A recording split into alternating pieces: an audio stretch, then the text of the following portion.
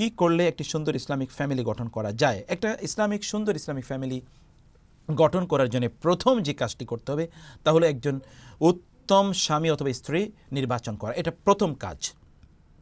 মনে রাখবেন, আপনি যাকে স্বামী অথবা স্ত্রী হিসেবে নির্বাচন করছেন তার উপরেই নির্ভর করবে আপনার এই পরিবারটি একটি আদর্শ পরিবার হবে কি হবে না। আমরা কোনো অবস্থায় যেন এই ক্ষেত্রে আমাদের দিনদারিকে প্রাধান্য দেওয়া দরকার। কোনো অবস্থায় যেন দিনদারিত্বকে প্রাধান্য না দিয়ে অন্য কিছুকে আমরা প্রাধান্য না দেই, তাইলেই আমরা আদর্শ পরিবার কোনোদিন গঠন করতে পারবো না। ফলে এখানে প্রত্যেকের, এখানে যিনি বিয়ে করবেন তার বিষয় এবং যারা বিয়ে করাবেন, অর্থাৎ এখানে প্যারেন্টসদের কথা বলছি, তাদের দায়িত্ব যে কাকে স্বামী মানে কাকে বর বা কনে অথবা কাকে জামাই অথবা বউ হিসেবে কাকে নির্ধারণ করা হচ্ছে, নির্বাচন করা হচ্ছে, this is very very important. এবং প্যারেন্টসরা কিন্তু এখানে পায়োনিয়ারিং ভূমিকা তাদেরকে পালন করতে হবে।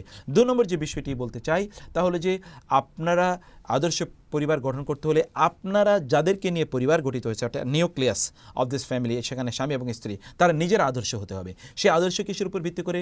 আল্লাহ রাসূল সাল্লাল্লাহু আলাইহি ওয়াসাল্লাম এবং সাহাবায়ে কেরাম রাদিয়াল্লাহু তাআলা আনহুম আজমাইন তাদের যে আদর্শ, এরকম আদর্শ নিজের মধ্যে লালন করা দরকার। এমন আদর্শ নিজের মধ্যে তৈরি করা দরকার, তাইলেই আপনি একটি আদর্শ ফ্যামিলি গঠন করতে পারবেন। নিজের মধ্যে আদর্শ নেই, তাহলে অন্য আপনার সন্তানরা তারা কীভাবে আদর্শ পাবে, বা ইনকামিং জেনারেশন তারা কীভাবে আদর্শ পাবে। 3 নম্বর যে বিষয়টি তা হলো যে আপনার সন্তানদেরকে আপনি আদর্শিক সন্তান হিসেবে গঠন করুন, এবং এই গঠন করার জন্য আপনি দিনী জ্ঞান অর্জন করুন, জ্ঞান চর্চা করুন, যেন আপনার সন্তানরা যারা তৈরি হবে তাদেরকে যেন আপনি এই দিনের বলয়ের মধ্যে রেখে তাদেরকে আপনি বড় করতে পারেন।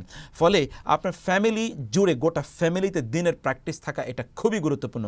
ফ্যামিলির একজন দিন প্র্যাকটিস করছে, অন্যরা প্র্যাকটিস করছে না, এভাবে কিন্তু কোনো আদর্শ ফ্যামিলি কখনোই গঠিত হয় না বা গঠন করা যায় না। সেই জন্য আপনারা আদর্শ ফ্যামিলি গঠন করতে হলে আপনাদের পরিবারের যারা সদস্য রয়েছে তাদের প্রত্যেককে আপনারা দিন প্র্যাকটিস করান। আল্লাহ সুবহানাহু ওয়া কাছে বেশি বেশি করে দোয়া করুন এবং দিনী জ্ঞান অর্জন করুন, যেটি আমরা আবারও আপনাদের কাছে আমরা গুরুত্ব দিয়ে বলতে চাই।